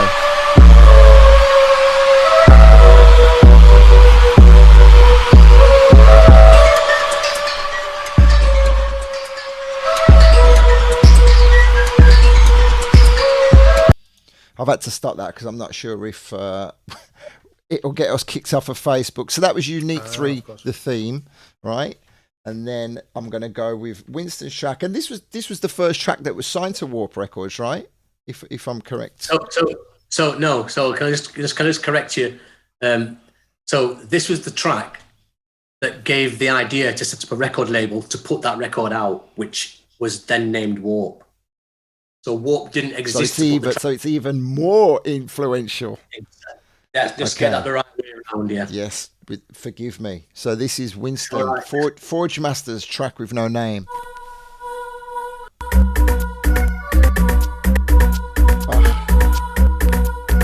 Just a little snippet. So there you go. People watching, I'm sure they're all more than aware of that, but it puts a little bit of context on the conversation. So that shows the importance of the music you were making. It gave the inspiration, the idea behind the label. So it never, the opportunity never presented itself, Winston, for you guys to have the label, or you just thought, we're too busy stuck in this. I think that's what you were pertaining to earlier. We're too busy in this thing right now. For me, I did what I did. I danced, I played music, I partied, socialised, I did drugs, and that was, and we made tunes. At that time, I didn't feel like I needed to have any ownership over anything, because we could just go into the studio and just make tunes like that anytime, So it was I didn't understand the need to have ownership and make sure you got everything, all your intellectual property. In hindsight, naivety, innocence, ignorance, all of that, because we were just actually in the moment, and that's when those tracks or those moments captured. Yeah, and had we been a bit more business minded, they probably would have sounded very different. And maybe not originally on the tapes, they did sound different, right, Edzy? Mm. Yeah, they did. Yeah, but I was a bit more business minded, and I was always eager to have a label. And what spoiled it for us, in hindsight, again, was that we were offered a deal with Virgin, which, as young lads, I mean, I had babies of my own. I had 2 young kids at the time. We had nothing, no money. Nobody had ever had any money, and there was a lot of money being waved in front of us. And so we not just followed the money, but having walked around the Virgin offices and seen people who we could see understood music, the people who looked like us, working in the press department and the radio department, and just talking to them and feeling their excitement. It's something we thought was a good idea. It turns out it wasn't that much of a good idea, because the label never really understood the music, and maybe we would have sat better with our records spinning around with a purple centre like Winston's. But it's hindsight for you, isn't it? Incredible. So then, I mean, this slow meteoric rise to superstardom. Tell us about some of the things that came hand in hand with that as the scene erupted. And again, we need to put a time stamp on this. Exactly 89, 9? 8 and 9, yeah. Yeah. Well, I remember we did Top of the Pops in 89, which was a bit of a shock to my system, because from being a kid, I'd always watched Top of the Pops with my father, who died when I was young, but that was our thing. We used to watch it together.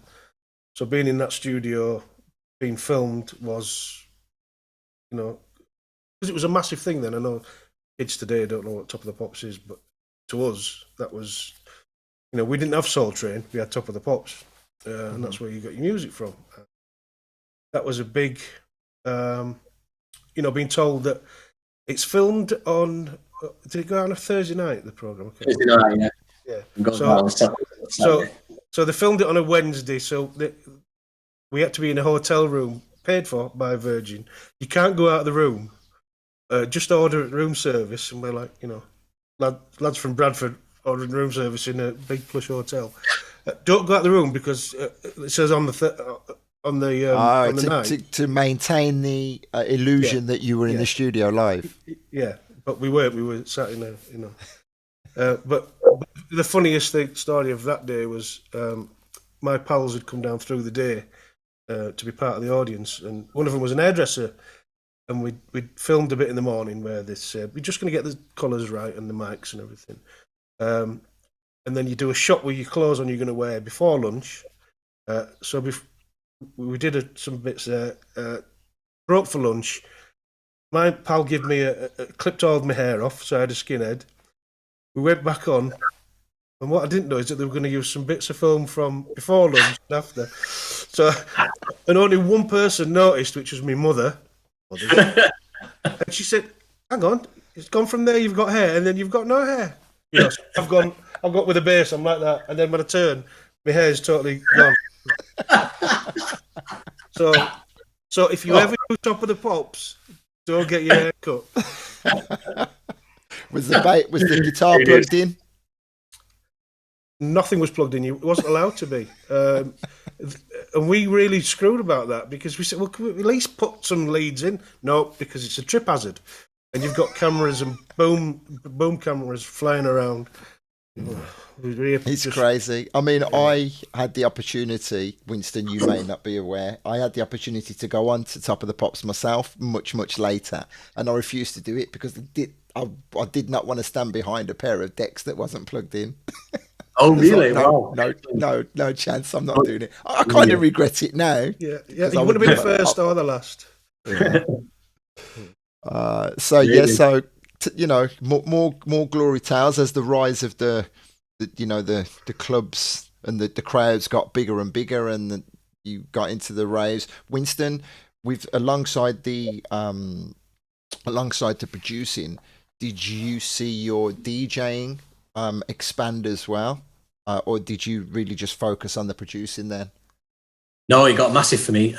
So I basically, through the emergence of through Warp, and obviously Warp was influenced by a lot of the music that I was bringing to my audience through Sheffield Community Radio Station, a pirate radio station, and Jive Turkey, and Occasions, which came a bit later, and other events that I was playing at the time. And at that time, me and Parrot had quite a monopoly in Sheffield, and we were getting booked to play everything. So the amount of music that was coming through our fingers was off the scale, and we obviously had access. So then, obviously, after Track with No Name was done, they set up the record label to put Track with No Name out, and then we went in search of tracks to kind of represent that sound and the label. And then what started to develop was, for me, was like a very unique Yorkshire, Sheffield kind of bass-centric kind of version of house and techno at the time, which I was getting booked for left, right, and centre. So I was all over the country, like just at the start of the rave scene started to ignite. I was getting to play Air Pavilion, massive raves of just thousands of people, and all up and down the country, and then got agents in Europe wanting to book me to bring the kind of Warp sound and the bleep sound. So I got like a pile of like Warp acetates like that I could take out. Some of them were like one-sided presses and things that were experimental that never saw the day of light. I still got those to this day, and it became my sound. So I was quite lucky in that respect, because what I was doing, what I was doing. So it was both my it was a gift to me, and also it was kind of like a bit of an Achilles heel later on as well, as things started to change. But to start with, I mean, I was just all over the place, just kind of promoting that sort of northern bleep sound, if you like, although it wasn't very bleepy. Mm-hmm. It was just Yeah, well, I'll say it again. I'm still surprised how And, you know, it didn't, that phrase didn't have it in my head, because these were all records that we were fanatical about. I mean, 80, 88, 89, I never dreamt of being a DJ for many years after that, but I was at every rave, all around the Midlands, down south, up north as well. And it was those records, again, every time I say this, I say thank you to my friend Daz Thomas, because I inherited his record collection. I need to talk to this guy, my friend, about why he suddenly decided that he wasn't interested in it anymore, and he sold his decks and he sold his tunes. So I inherited pretty much all of these original Warp releases. But I just want to bring it back to Ram Home again. You said Warp reflected that northern sound, and it was very much what you guys were doing, and that did. It's not an over exaggeration, is it? It shaped the UK rave scene. I think it's fair to say, right? It became the only point of contact for people to recognise that sound with, you know. So because it was the closest thing and the only thing close to it at the time as well. But then it got to a point where we hit a brick wall, because then a lot of stuff kept coming out that was just noise, like it was stuff that I couldn't really. I remember I had 1 or 2 records in my box, and I tried to play them, but it just went a bit too far. It took that sound that we'd started, and you know, the big bass and the, you know, maybe the breaks in it, but then it just you know, it just got greedy, and it went just too fast and too noisy, and and that more techno-y, original techno-y industrial sound, which, you know, was quite well thought out, just became kind of the sped the music up too much, and because everybody was popping pills, it was almost like the stuff we were doing was just too slow, you know. And, you know, and then you got this glut of music, which it was so throwaway, and I know we never had, Unit 3 never had any part in that, and I know Winston never, and that's kind of froze us in ice a bit, don't you think, Winston? Absolutely, it did. I mean, you know, for me, as taking the DJing to the next level, I never relied on that sound anyway. The reputation was something that preceded me, obviously, because of the involvement that we'd all had, an association that we'd had up to that point of like Warp starting. If you thought about bleep culture or UK-based music, you thought Warp, and then you thought Unit 3, and you thought, even though Unit 3 didn't have a release on Warp, you still thought Warp up to that point. But for me, it was never just about Warp, because I played some records off the label, but most of my stuff was American that I played. Right. Playing like DJ International stuff, Chippy, like, you know, and you know, Chicago Tracks records. We were playing Derek May. We were playing Juan Atkins. We were playing music, right? In between, we would drop in the odd thing that was getting done in the UK. So you got labels like Chill Records, which were like emulating the kind of northern bleep sound, but fitted perfectly because it was faster than the stuff that we'd done. That it was pointing out, and so if you were playing like any rave gigs, there was stuff that you could play that was trying to replicate the bleep sound that was actually all right, you know. And then if you didn't play too much of that one sound, you could play them next to the chippies and the record stuff and get away with it. So it wasn't just about the northern bass scene. That stuff was sometimes like the crescendo to a point in your DJing set. So you would play Detroit, Chicago, New York, Sheffield, Leeds, Bradford, and you build up to it like that, you know. Mm-hmm. And you so it was like going from playing soul, funk, right to playing house music. Again, it's that same thing, you know. The stuff that was in the States was actually very musical, very well constructed. You know, even the dirty acid stuff was, you know, seemed to be quite well constructed compared to what I thought we were making anyway, you know, to me.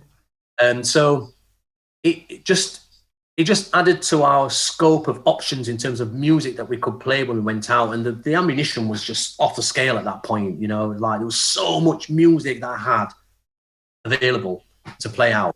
You know, I remember playing at Street Rave in Ayrshire, and it was the first gig that Rosala. Remember Rosala? Mm-hmm. The gig that she'd ever done. I think at that time she didn't speak much English, and Pete Tong had brought her up to Scotland to host her. I just remember Pete Tong. I was DJing, and I turned around and looking, Pete Tong's going through my box.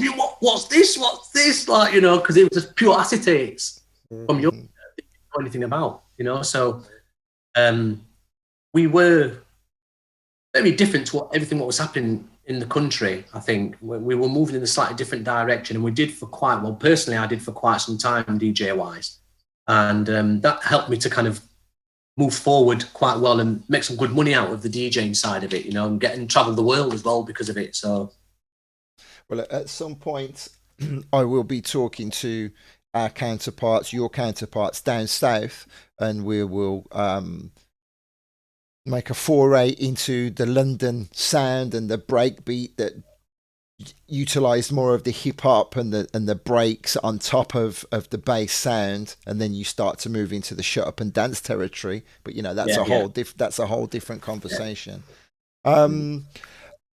It's I mean, the story and the tales that you have to tell, and the rise, and then you touched on it, Edzy, when the music got a little bit faster, and there's a little bit of a snobbery becomes involved, the same as when you were saying about the kids before Edzy and coming into you, and you were just about the music, and you had a group of people who weren't about the music.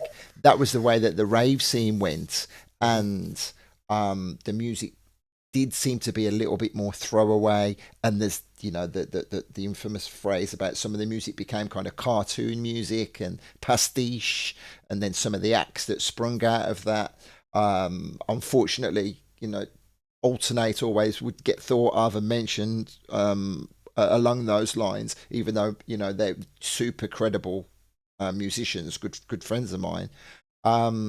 They make other music under other titles, which is, well, yeah, their Nexus 21 initially, before Alternate came along, that gives them the credibility, so they don't need to prove anything. They don't need to, you know, show their they earned their stripes, and most people in the scene totally know that.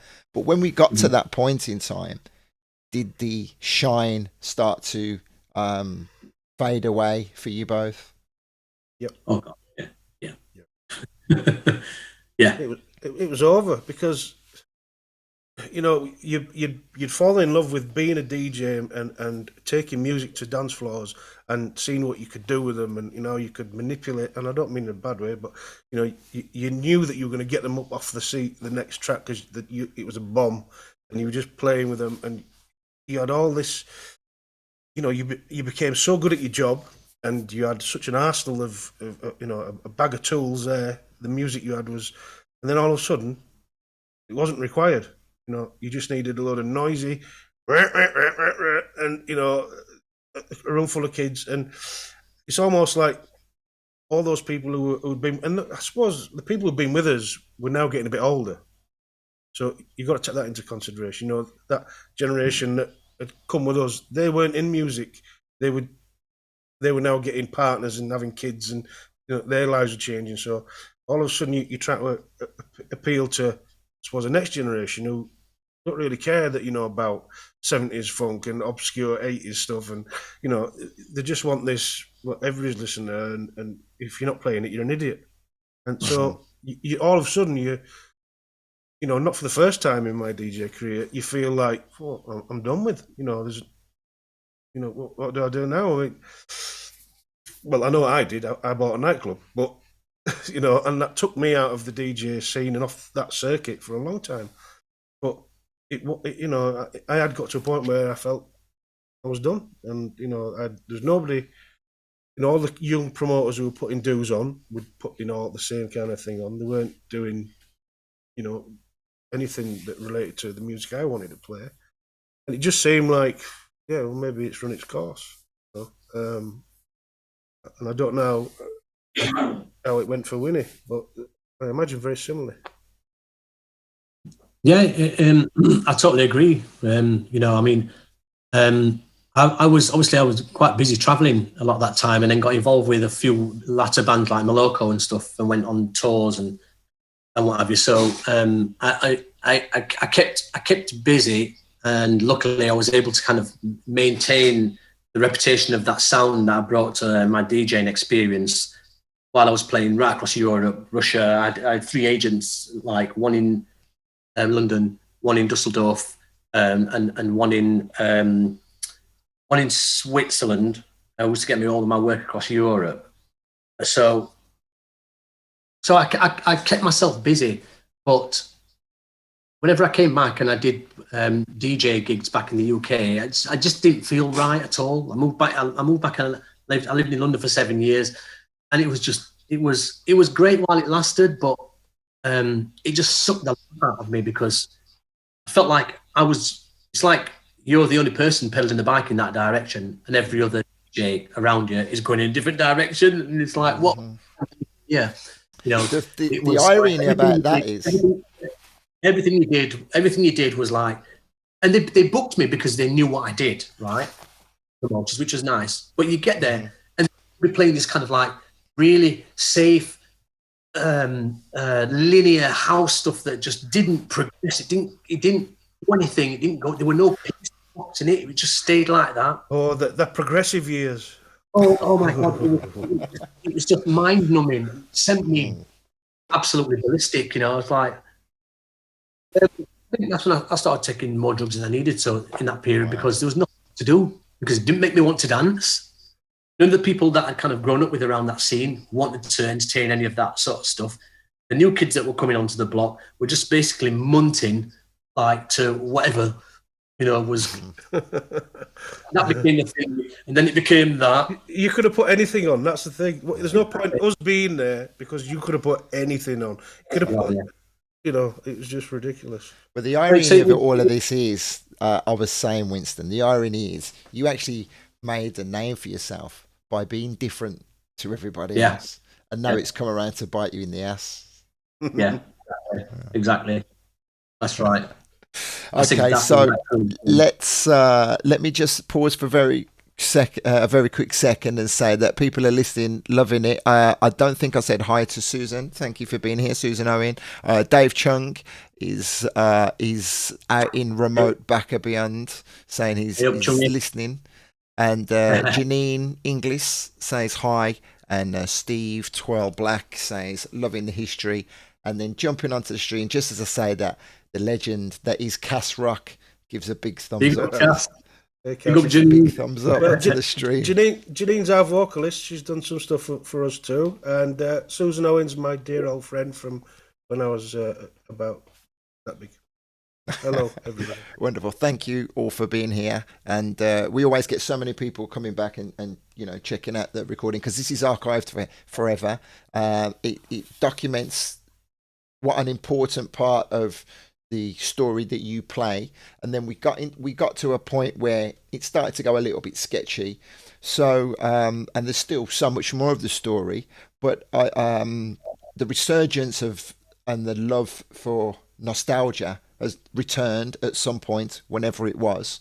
And you were telling me a story earlier, Edzy, about you fell out of love with everything, and of course we've had the whole nonsense of the last 2 years.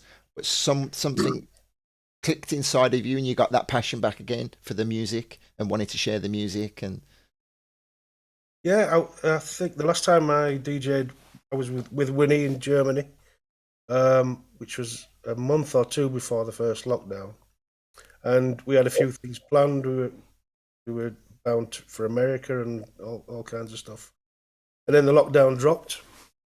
I still had the radio station going at the time, Emergency FM, and all of a sudden we went from thousands of listeners to hundreds. Within a week we dropped so many listeners, and I couldn't understand that.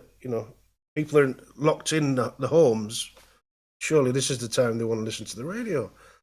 And I quickly realised that a lot of the DJs had set up their own live video streams, and they were doing it from the kitchen tops. How dare they? And, well, you know, it's their... Obviously, they do what they like, but it just took a lot of energy away from the station, and the station was hard work, you know, 24-hour-a-day thing. And it just became a bit of a nonsense, really. All the DJs who were promoting the station were doing their own thing, and so I decided to close that down for the last time, maybe. And then I just fell out with everything, really. I fell out with music. I fell out with... I didn't want to make music anymore. I don't think I listened to music. I just closed my ears for a year at least. And I didn't realise that it started to make me more depressed than I usually am. And I think one night I just strung my decks back up because they'd all been put away in cupboards and up in the loft.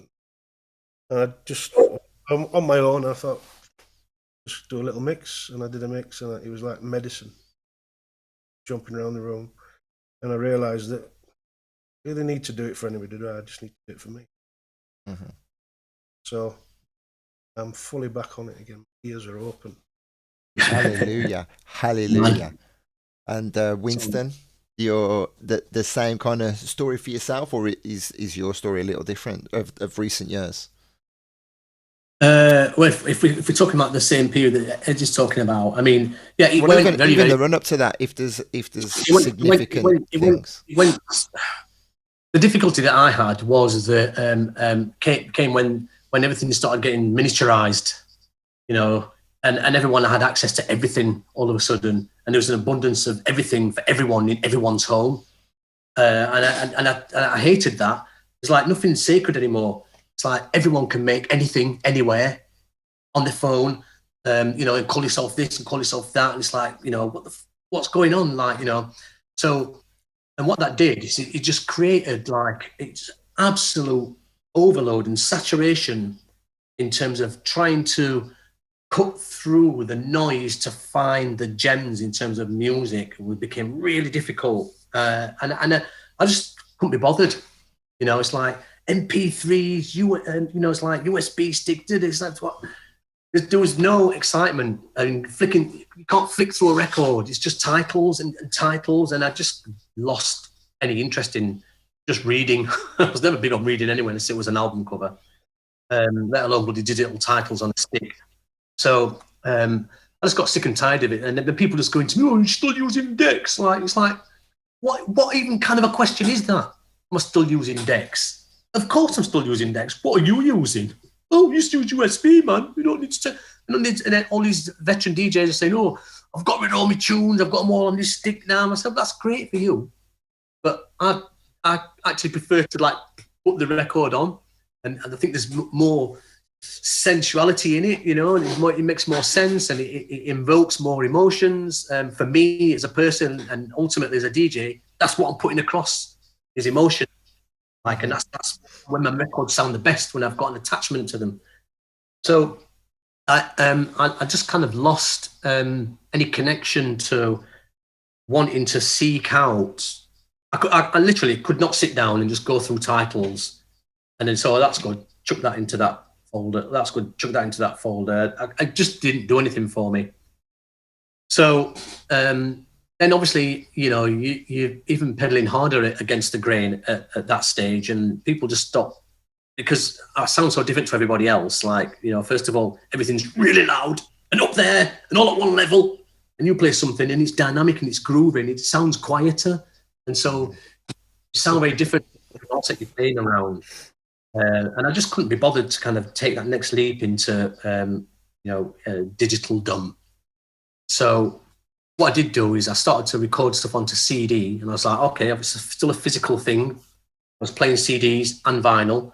I was like, I can do this, and I can take a lot more stuff out as well. So I was playing CDs and vinyl, and I started getting a bit more work again, and that was cool.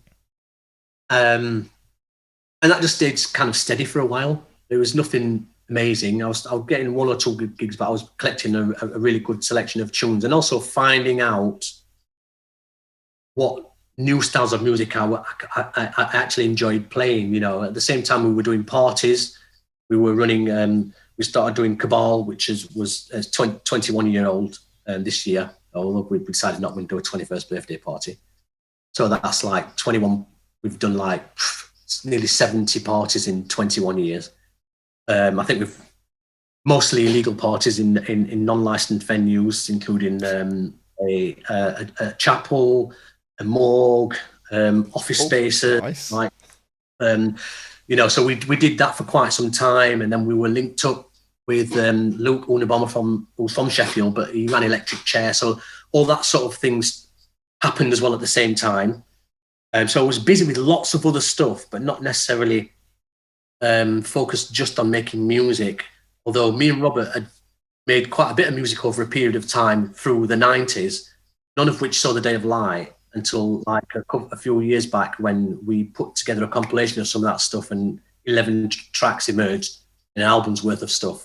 They're still not seen the light of day. May do now, but and then so I was busy doing lots of different things, but the Cabal Party was probably the most significant one that's taken me up to this point. But in relation to what Edge was saying, in 2020, February, when we went to Hamburg to play Poodle Club, it's a famous old punk club, and it's all like wooden. Well, it was originally wooden structure until it got burnt down and then rebuilt. So it was all wood walls, wood floors, wood ceilings, everything. It was just like an amazing space to play. Very kind of punky attitude and DIY. We did that, and then, you know, we were running the Originators project, which is something that Edzy had kind of tried to pull together a few years prior to 2020. And the idea was to kind of like try and see if we can make some money out the next 10 years before last ditch attempt to try and make some dollars out of what it is that we were sort of known for, because there was a resurgence and interest in that stuff. So we tried to pull that off. A few things didn't work out. I think a lot of people was kind of mentally we were not at the same place mentally, and other people had individual agendas as well, which didn't kind of marry together. So me and Edzy kind of set about trying to at least try and get a little bit of work, which the Hamburg thing came about, and then straight away we got interested in this.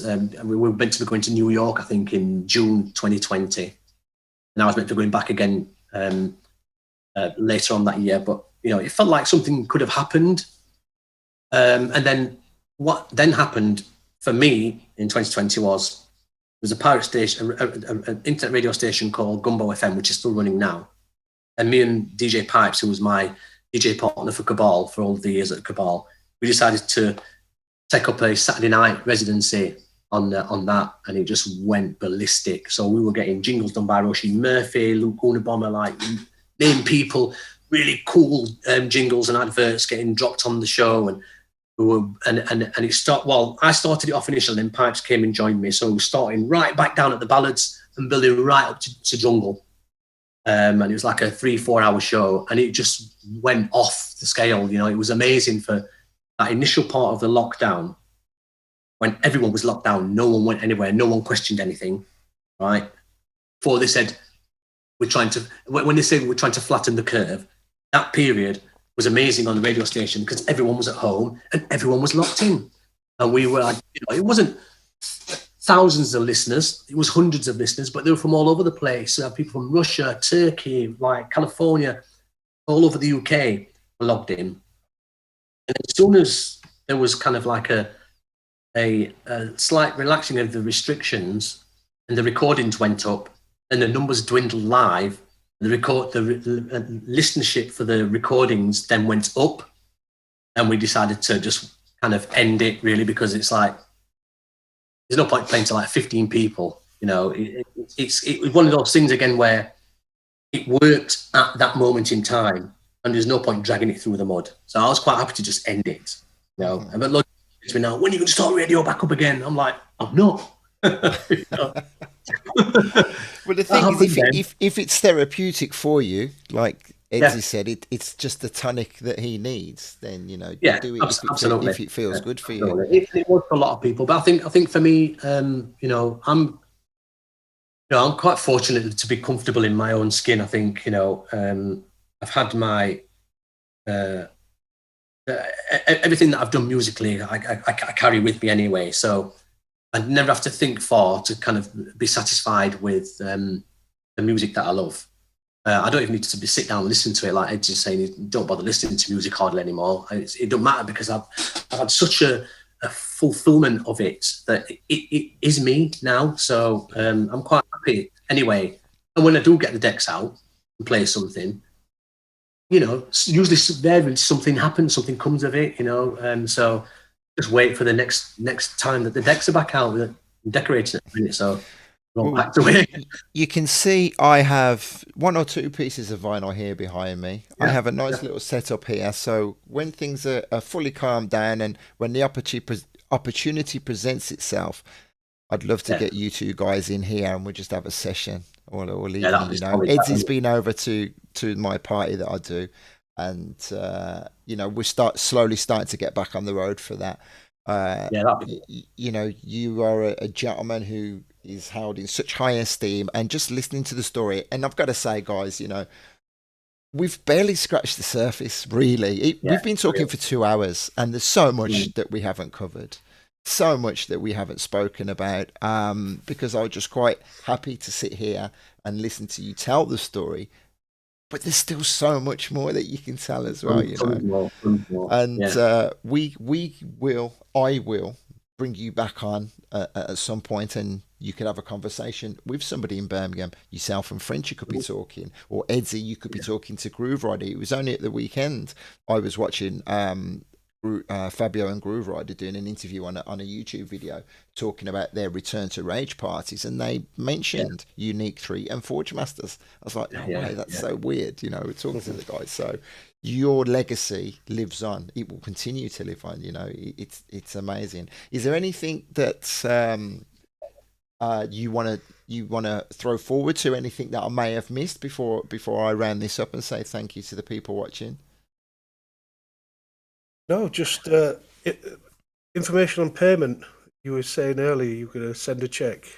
Well, I did try to send it through earlier. I'm not sure why the PayPal didn't work. Let me just double check. If anybody wants to Patreon to Edzy. No, I'm joking. When do you take your clothes off, though? We've never had anything, and we'll never get anything. And that's the way we like it. Fantastic. Well, listen, guys, I'm going to say again, thank you for giving me your time this evening. And this isn't going to be the last time that we speak, because there's still so much more of the story that I want to get. I want to get from you. So I will leave you to the rest of your evening. Thank you very much for your time. I'm going to say thank you to the guys watching now. I'll bid you farewell. So thank you to everybody who's listening as well. Thank you all. Yeah, thank you everyone for coming on and giving us your time. It's a pleasure. Beautiful. Chatting to you. Thank you, gentlemen. Really, really appreciate it. Take care. See you. Love. Okay, so there they go, the gentlemen. I forgot to take that picture off. Seeing as it's there, let me draw a reference to it. Just some T-shirts that I've been asking people if they want with their own names on, but that shouldn't have been there, really. Forgive me. Gone. So there you go. Bleep and bass as fuck, a Yorkshire tale. I wanted to try and capture the importance of those 2 gentlemen and their stories that it had on the scene. I was happy to just sit and listen and let them talk. Winston's got tales for days, and I think we managed to cover the influences of the reggae sound system, and the love of bass and the weight of the bass in their tracks. I mentioned at the start of the conversation this book, Join the Future. It's called Bleep Techno and the Birth of British Bass Music by Matt Annis. I'll be talking to Matt in a few weeks. He's going to be going back over the Yorkshire story, and then how that would have progressed further down south. It came to Birmingham with the rise of Network Records and the likes. We'll talk about the Alternate story, the Nexus 21 as well. Already had Neil Rushton on telling part of that story. So let me just scroll through a few of these people. Dave, Rosella nicked my wife's trousers. Nice. That's a fantastic claim to fame. Mark, thank you for replying. Wayne, thank you for the likes. He says he loves it. Malcolm, great to have you with us, my friend. there's a story that needs capturing as well. Malcolm representing Leeds at the moment. Fantastic party, up and coming. Pugwash as well saying thank you. Kat Turner, thank you very much.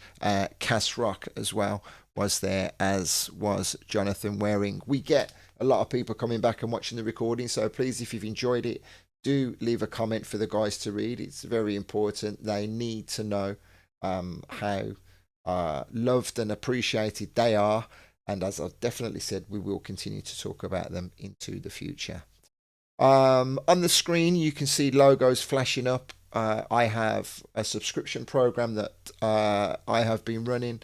All of these guys showing their logos. I want to say thank you to all of those for their help. Sarah Battersby, like the stream. Thank you, Sarah, and everybody else.